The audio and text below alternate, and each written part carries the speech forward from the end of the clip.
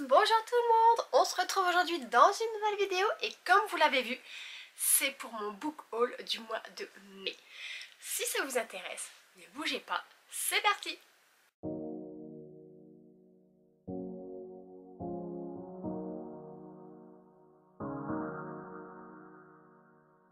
Et on commence avec La Rage des Failles, le tome 2, Le cœur du prince de l'hiver, d'Alyssa Thorne aux éditions Brajlon Milady.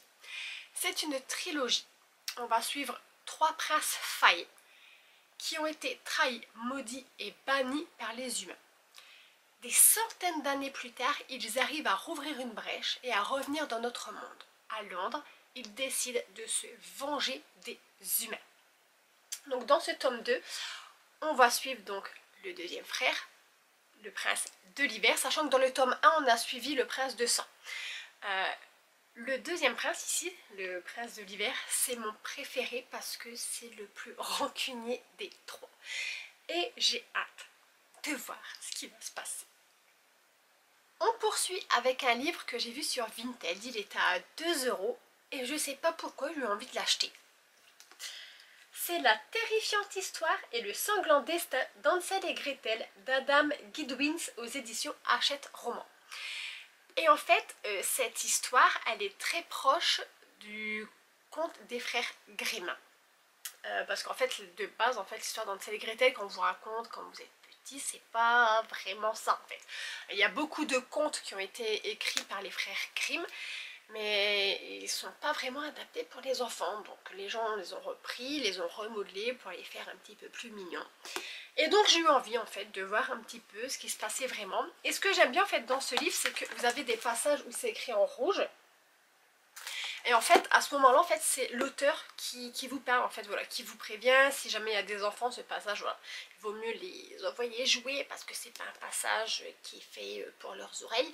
Donc voilà, j'ai vraiment hâte de voir ce que ça peut donner parce que très honnêtement, je n'ai jamais lu aucun conte des frères Grimm. Et de savoir que c'est un petit peu sanglant et horrifique, ben, je suis assez curieuse quand même, je vous avoue. On poursuit avec un livre qui me fait de l'œil depuis longtemps. Et là, je me suis dit, ce mois-ci, il n'y a pas, il faut que je me l'achète. Il s'agit de Four Things de Rebecca Yarros aux éditions Hugo Roman. Et dans ce livre, on va suivre une jeune fille qui rêve de travailler dans le monde du livre. Une bibliothèque, une librairie, peu importe, du moment que c'est des livres. Un petit coin pépère, tranquille, tout ce qu'elle aime. Jusqu'au jour où sa mère lui dit, jeune fille, dans la famille, on est tous dragonniers. Donc, comme tout le monde, tu vas suivre la formation et tu vas devenir dragonnier. Le problème, c'est que durant la formation, à n'importe quel moment, elle peut mourir. Parce qu'elle est... Physiquement, elle a des os qui sont assez fragiles. Et les dragons, ils ne se lient pas avec ce genre d'humain, ils les brûlent. Donc, voilà.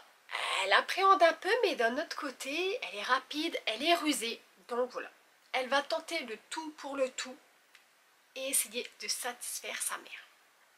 Oh, un livre qui parle de dragons, de méchants dragons. Oh là là, j'ai kiffé Game of Thrones. Moi je suis team Targaryen, Daenerys du Typhon, Drogon, il n'y a pas de souci, je valide. Donc ce livre, je pouvais pas passer à côté. C'est une petite briquette. Je vais pas vous mentir, il fait combien de pages? Oulala, oulala, oulala, j'avais pas vu ça, oulala.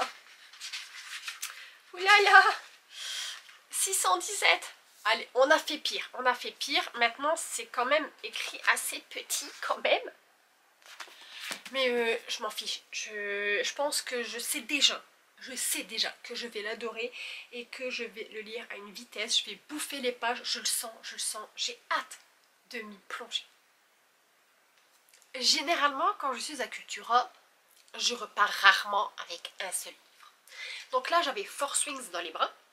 J'avais La Rage des Failles qui s'était glissé, mais il est tellement fin que je l'avais complètement oublié. Je me suis dit, t'en as qu'un fin tour et tu verras bien.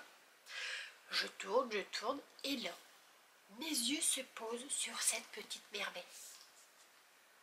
Au plus profond de la forêt d'Holly Black aux éditions Rajo. Holly Black, Le Prince Cruel, celle qui m'a fait découvrir les failles. Une nouvelle passion pour moi, les failles. Franchement, vous connaissez ma passion pour les sorcières. Les failles, quand je vous dis qu'ils sont pas loin, ils sont vraiment pas loin. Et regardez-moi cette beauté. Je me suis renseignée, j'ai été vers le vendeur. Je lui ai dit, vous l'auriez pas en brochet? Non, non, on l'a qu'en relié. Ah bah tant pis, hein. On va le prendre en relié. Ah, il est trop beau! Il est magnifique. Franchement. Oh, trop beau. J'adore, j'adore. Et ici, en fait, vous avez les autres livres de Holly Black. Et à la fin, on a sa petite frimousse. Elle n'a les cheveux bleus. Ah! Je vais quand même vous lire le résumé. Au fond de la forêt de sol clair, celui qui cherche bien peut trouver un cercueil de verre. À l'intérieur, un garçon faillé, doté de cornes et d'oreilles aussi pointues que des couteaux, est assoupi depuis des générations. Hazel et son frère Ben étaient amoureux de lui quand ils étaient plus jeunes. Mais le jour où l'étrange garçon se réveille pour sortir de sa prison de verre, le monde bascule. Hazel pourra-t-elle échapper aux trahisons et sauver le village du sol clair du danger qui menace? Je sens que je vais adorer ce bouquin. Ensuite, un après-midi, je rentrais du boulot, j'avais rien de spécial à faire. Je me suis dit, et si j'allais faire un tour à Cultura? J'avais aucun livre en tête, vraiment. Je me suis dit, tu fais un tour, tu vois, s'il y a quelque chose qui te plaît, tu prends. Si tu trouves rien, bah, c'est pas grave. Moi, rentrer de chez Cultura sans rien, jusqu'à aujourd'hui, c'est jamais arrivé, les gars. Allez, c'est parti. Un duel avec le Seigneur Vampire d'Eliskova aux éditions Bing Bang. Il est encore sous blister, les gars. S'il vous plaît, j'ai été sérieuse. Mais regardez-moi cette beauté. Oh, oh là là. Il faut que je vous lise le résumé. En tant que demoiselle de la forge, Floriane fournit armes et armures aux chasseurs de Sohamo afin qu'ils protègent le monde contre les vampires. Elle sait que telle est sa place, jusqu'à la nuit de la lune de sang. Pour sauver son frère du seigneur vampire Ruvan et de ses armées, Floriane se lance dans la bataille. Elle est prête à y laisser sa vie. Mais ce n'est pas sa mort que Ruvan désire, c'est Floriane elle-même, car selon lui, elle est la clé qui mettra fin à la malédiction dont souffre son peuple. Contrainte de se lier à son ennemi dans un rituel magique, Floriane découvre que Ruvan n'est pas le monstre qu'elle croyait. Très vite, elle ne sait plus si elle doit rester fidèle au sien ou se fier à l'homme qui est en passe de lui voler son cœur. Oh, j'espère qu'il va être bien celui-là. En tout cas, je dois vous avouer, ouais, ok. La couverture, voilà, elle a fait beaucoup, mais le résumé aussi. Regardez-moi ce château tout en haut. Oh là là là là là là. Moi, je veux vivre là-bas. Oh là là, avec les arbres, regardez le cimetière, les arbres et tout. Moi, je veux aller vivre dans un monde comme ça. J'en ai marre d'ici. Ensuite, donc, j'avais ce livre. Je me dis, allez, c'est bon, je m'encaisse. Et là, je me dirige vers la caisse. Et vous connaissez ce sentiment où vous vous sentez observé. Et là, je me dis, mais qui m'observe? Et là, je me tourne. Ah, c'était pas quelqu'un. C'était lui. Damsel d'Evelyn Sky aux éditions... Attendez, on va enlever cette cochonnerie là.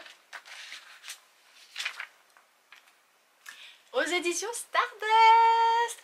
Alors, je vous avais dit que j'avais déjà vu le film sur Netflix que j'avais adoré.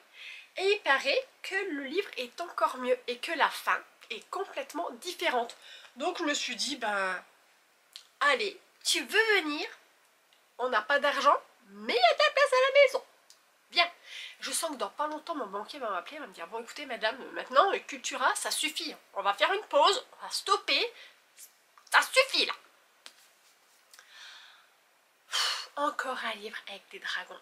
Vous savez que moi j'aime les dragons, hein, c'est une grande passion aussi.